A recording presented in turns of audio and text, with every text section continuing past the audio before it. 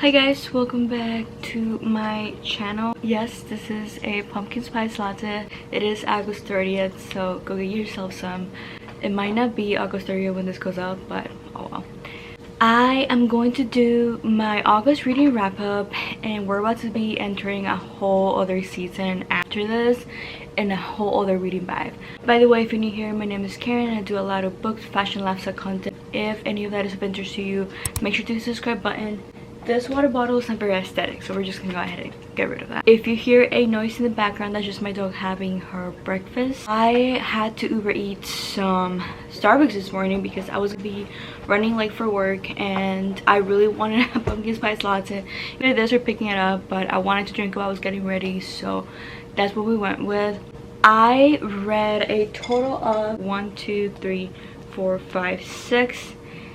My guess is that I'm probably gonna end up reading about 7 books because it is August 30th, so we still have today and tomorrow, and I am like halfway almost. Not halfway, but I'm like really made a dent in one of the books that I'm reading. So I'll show you guys the books that I went through this month. Actually, a pretty good amount of physical books this month, thank God. It wasn't my best reading month, but it also wasn't my worst reading month. I'm starting to think that on average I read about 8 books a month if you include the good months in there. This month was just like 7. One of them was an audiobook actually. We're still counting that because I don't listen to audiobooks very often. We're still gonna count that. Let's start with the books that I did finish this month. So I'm gonna start with Core of Mist and Fury. This is book number 2 of the ACOTAR series by Sarah J. Maas. I devoured this book. It is really thick, so it did take me quite a little bit to get through it, but all fantasy books really take me forever to get through. I did kind of rearrange my book wall. It is now actually against the wall so it doesn't fall, so we might be stacking up more books over here. Just wanted to let you guys know. I might be doing a book wall tour. If you're interested in that, just let me know down in the comments. I finished this book. This one I loved way more than the first book, and I can start seeing why people say that the first book of fantasy series are not really what kind of gets you into the series. You should always wait to read the second book, so I did. This one is about Farah and Ryzen. I've heard that that's not how you say his name, but anyways. So she was supposed to marry Tamlin, but her and Ryzen had made a deal about how she was supposed to spend a week, a month in his court because of something that happened under the mountain. I don't want to go into too much detail because I feel like I'm gonna spoil this for you. Farah and Ryzen are my favorite couple in ACOTAR so far, and I'm obsessed with this book. I think this is gonna be my favorite one out of the entire series, unless I fall in love with the other couples, but so far this is the best freaking book of the series. I'm currently on book number 3. I had to take a break after this one, but yeah, this is the first one. I read, for a video that I think I already uploaded, I read Archer's Boys by me and Sheridan. This book was all over my FYP all of 2021, I think. Steph Bohr recommended this book on her channel, but then one of my Instagram friends, she's also a booktuber. She's actually a really big booktuber. This is her favorite book. Her name is Alexa Ray. You might watch her channel. I know some of you do watch her channel. This is her favorite book, and I can see why. It's a really sweet romance, so I don't know how to start. I'm just gonna read you guys the description real quick. Actually, no, we're not gonna do that. There's this girl. She moves into a town kind of to start over because there's some traumatic experiences that she had to go through in the town where she used to live, and she loves her dad. I'm not gonna say how. And then she goes to the small town and meets Archer, and they kind of form a really different bond. I'm just gonna say that. He is a very interesting character. He's kind of like the recluse of the town. Like, nobody really likes him. They think he's crazy, but she kind of gives him a chance and tries to talk to him and stuff like that. And there is another kind of a love interest. There's a little bit of a love triangle in there I really like his character actually. And I've said many times that I didn't like Archer, but I liked the book. Make it make sense. I have no idea. I gave this book 4 out of 5 stars, and I really enjoyed it. I really recommend it. Any book that I give 4 out of 5 stars is a book that I will be recommending. It just meant that it wasn't a 5-star read for me. Doesn't mean that it wasn't one of my favorite books. I forgot to say I gave this book 5 out of 5 stars. Then let's kind of make a pause to talk about the one Kindle book that I read, and then also the audiobook. So I finally read Things We Never Got Over by Lucy Score. I'm gonna put a picture of the book over here, and apparently this is gonna be part of the series. I did see a lot of people were raving about how the second book is coming out. I think it's called the Knock 'Em Out series, and this is book number 1. I do own another book by Lucy Score that a publisher sent me. It's called Maggie Moves On. It's in there somewhere. I have been planning on reading that. I just haven't gotten around to it because I did kind of take a break from romance a little bit. Sweet romances, I took a break from that. This one, I'm gonna put the cover over here. It's about this lady. She has a twin. The book kind of starts with her walking into a coffee shop, which I love all the coffee references in that book. I freaking love coffee, and it was just right up my alley, that part at least. I wasn't a huge fan of the male character of the book. Honestly, if I'm being so vague with the names, because I actually do not remember names in books unless it's like a series that I've been reading for a while, if I'm totally honest. In this book, she has a twin sister, and I guess she's like her twin is really bad in the town, has a really bad reputation, so when she tries to like go there and look for her, everyone thinks that's her. And then she meets this guy. He owns like a really big part of the town because he won the lottery or something, I think. And well, they pretty much fall in love. There is a brothers triangle trope situation where her brother's actually kind of in love with her in a sense, and I like that. That's one of my favorite tropes, when there's like a love triangle. And there's a lot of spice in this book, so if you don't like spicy books, it's a really long book. I think it's unnecessarily long. That's one thing I didn't like about it. If you don't like spicy books, don't read this, because towards the end of the book there's like a lot of really spicy scenes. I just wasn't prepared for that in a sense, because I feel like we went the entire book without the spice, and then towards the end there's spicy scenes. I didn't dislike it because of that, but honestly it wasn't one of my favorite books. It's really overhyped on TikTok. I didn't like the male character that much. I felt like he was really annoying and a little bit of the typical macho vibe, you know, like trying to be extra manly and whatever, and they were trying too hard with his character to do that, and I didn't like that. And I gave this book a 3 out of 5 stars. I will never recommend this book too much. I gave it 3 stars because I did finish it and I enjoyed the first half of the book. Then the plot twist was kind of crappy. I don't know, I didn't really like the characters so much, so it didn't that much of an impression on me. And I was attempting to film a 24-hour readathon and I failed. I kind of filmed like almost like 60 hours, but it was kind of spotty.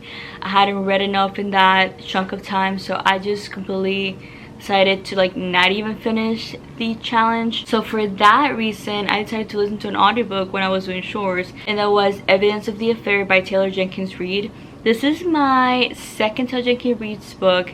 One of my top 5 books of all time is Daisy Jones and the Sex, and I thought, why not just listen to this book? This book is really interesting. It's just letters. When you're listening to the book, I don't know why I have like a red spot right there, which I've been scratching too freaking hard with my nails. This book, there's just like a compilation of letters between a husband and a wife, and they are writing each other back and forth about an affair that their spouses are having with each other. It's a little bit weird because it's like just letters, and you're just kind of reading these letters, going through the ups and downs. It wasn't super impressionable for me. I gave it 3 out of 5 stars. I don't even remember the characters' names. I personally don't know if I'm gonna follow through with actually listening to audiobooks, because it wasn't like the best experience for me. I got highly bored. Maybe I'll try like a fantasy book or a horror book, but this book was just like really boring in audiobook form. And I think the narrator's voice is also kind of like put me to sleep. So the plot twist at the end, it's kind of good though, and that's why I gave it 3 out of 5 stars.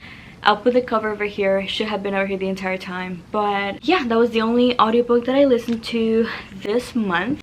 For a challenge that I'm doing where I'm reading a YouTuber's favorite books, I decided to pick up this book. Now keep in mind, when you see the video, this is not actually one of my favorite books, but she did rate it very close to 5 stars, so I was trying to read all of her 5-star reads. It's Haley Fan. Okay, she read this book really recently, and the reason why I picked this up was because I have read most of her 5 stars and I need books to fill up some space. So I was like, this is really close to 5 stars, I'm just gonna pick it up and read it. Still working on that video. One of the books that I picked for that challenge is really putting me in a reading slump. I need to pick another book up. But this one is about a bodyguard girl. She works for some like safety company.